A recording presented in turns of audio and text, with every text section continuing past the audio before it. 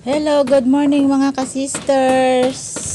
Sa katagal-tagalang plano na magpagawa ng bangka ay ngayon pa lang nangyari. At nagpagawa na nga po ako ng bangka ngayon mga ka-sisters dahil doon sa ginagamit namin na bangkang disagwan ay talagang hindi na tumagal dahil yun ay napakagabok na at bulok na talaga ang pinakailalim nun at mahirap na uli na madisgrasya.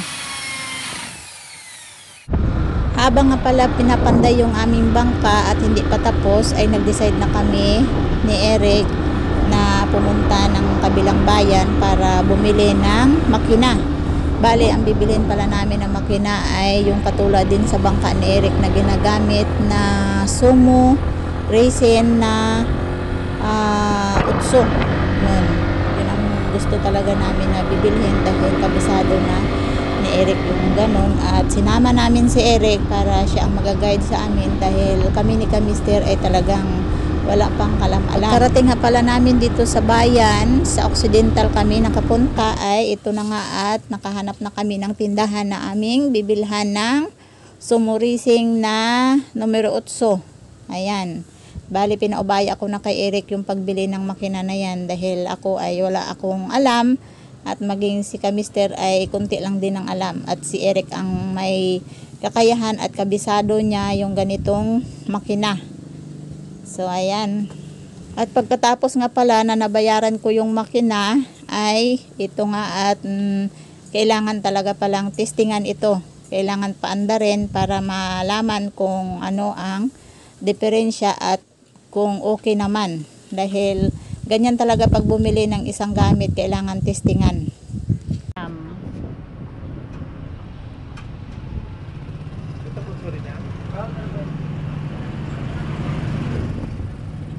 Ilagyan mo na ng gasolina. Pero nakataya mo ganyan?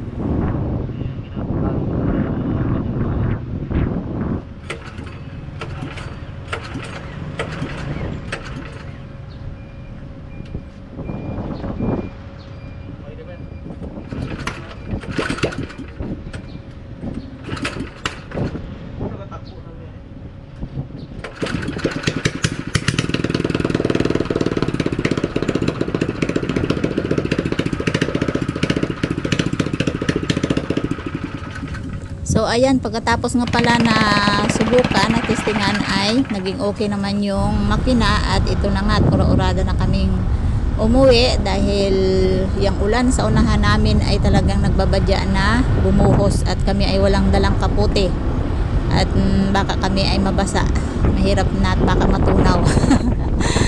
Ito nga pala yung lugar ng Magsaysay sa mga nakakaalam, Magsaysay, Occidental, Mindoro. Ayan.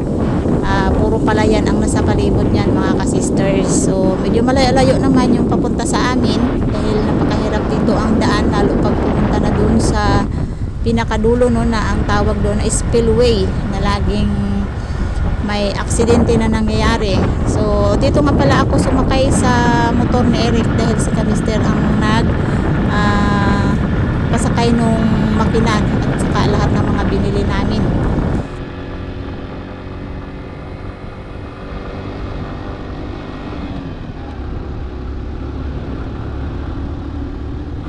Sa magtatanong nga pala kung magkano ang bili ko doon sa makina ay 7.5. Ayan, sa 7.5 ay meron ka ng pangmerienda na isang halo-halo. So, para sa amin ay napakamahal na yon. Tapos, yung bayad naman sa panday ay sa 2 plywood na ginamit doon sa bangka namin is 7,000. Tig 3.5 ang bawat isang plywood. Ganun talaga ang patakaran dito, by plywood ang bayaran. So ayan, dali-dali na kami pag-uwi dahil karating lang namin doon ay dadalhin kaagad namin yung makina doon sa may pandayan. Sa nagpapanday kasi isusukat na yung makina, gagawa na ng plataforma at para magawa na ng daanan ng ihi or ilisi at timon.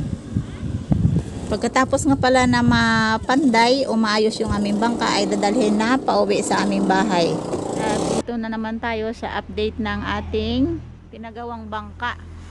Yan, bali nagpipintura si Kamister ng katig or batik. Yan. Bali yan ang pinakapakpak ng ating bangka.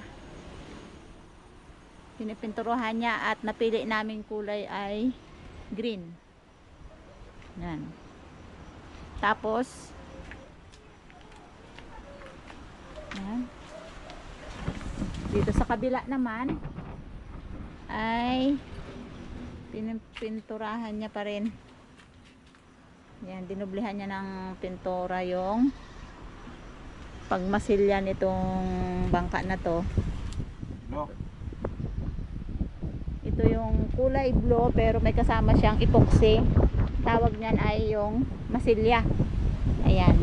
Tapos papatungan ng pintura ni Kamister na kulay green din. Napili namin yung kulay na kulay green or light green dahil yun ang pinaka-common na kulay namin dito kahit sa bangka ng Fishing Brothers ay may Yung isa ating bangka oo, dahil naumpisahan na ng kulay green, halos lahat na kulay green na rin.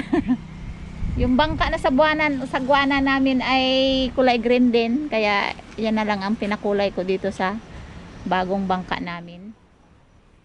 Kailangan ko nang talagang magpagawa ng bangka mga ka-sisters kasi nga hindi ko na hinintay na mapangalawahan pa kami ng lubog doon sa sagwanan at napakagabok na yun mga ka-sisters. At ito na yung ipapalit natin, yung ating bangkang bago. Yun. So nakataob ito. Yan, nakataob pa siya kasi nga nagpipintura. Ito yung ihi, yung nilalagyan ng ilisi, saka yung pinakapakpak niya, tapos ito yung pinakatimon. So ang sunod ninyo makikita nito ay yung paglagay na ng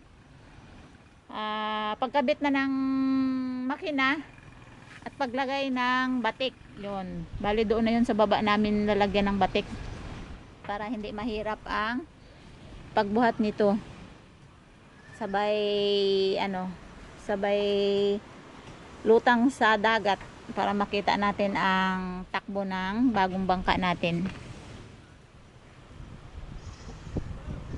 Okay, susunod uli. Ngiti-ngiti ka naman ka, mister, dahil may bagong bangka ka na. Kahit utang yan, magpakasaya ka lang.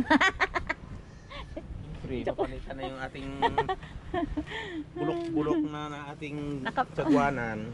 Ito, may motor. Di motor na to. Laot na rin tayo ng mga layo-layo. Nakapagawa tayo ng bangka kahit inutangan lang. Kailangan nating mag-utang. Kailangan nating tawag yan. Kung sa baraha ay magsugal, yon tama. Mamuhunan para kahit papaano ay kumita naman tayo dito. Sana nga. Oo. Sana nga ay kumita ito at mabawi. Mas higitan pa yung ginastos ko dito. Bali pala mga ka-sisters, ang ginastos ko dito is may 30. Oh, 30 no. Oh, mayroon. May 30. Kasama na doon yung labor, yung makina, saka lahat-lahat na pintura. Hindi pa tapos. Yan, pero hindi pa tapos. Ha? Hindi pa tapos. Hindi pa tapos. 30. Ito ay napakaliit lang. Bali ang haba nito, ang inches ba ang tawag doon? Metro. Tawag yan. Ang ano yan, sa feet yan. Ang taas nito is, ang haba nito is 14 ba? Sobra na. Sobra? Yun, yung kasko nito ay 14 feet. Oo. Tapos, siyempre, pag nilagyan siya ng pamalong, nagiging 16 na yan siguro ang haba niyan. Kaya, pag tinignan mo, parang ang haba-haba. Yan. Nakikita natin pag nakalutang na yan sa dagat. Pero eksakto lang yan sa amin dalawa ni Kamister dahil hindi naman kami pwedeng magpagawa talaga ng mas malaking bangka. Dahil hindi pa natin kayang yun, hawakan. Saka wala pa tayong naisip na business doon.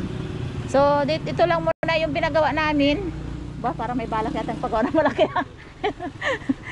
Ito yung pinagawa namin dahil kami nga ay laging huli sa pahulihan. Ayan. Dahil pag nagpahuli ang isda sa malayo, hindi na kami makapunta doon dahil nga sagwanan ang aming ginagamit.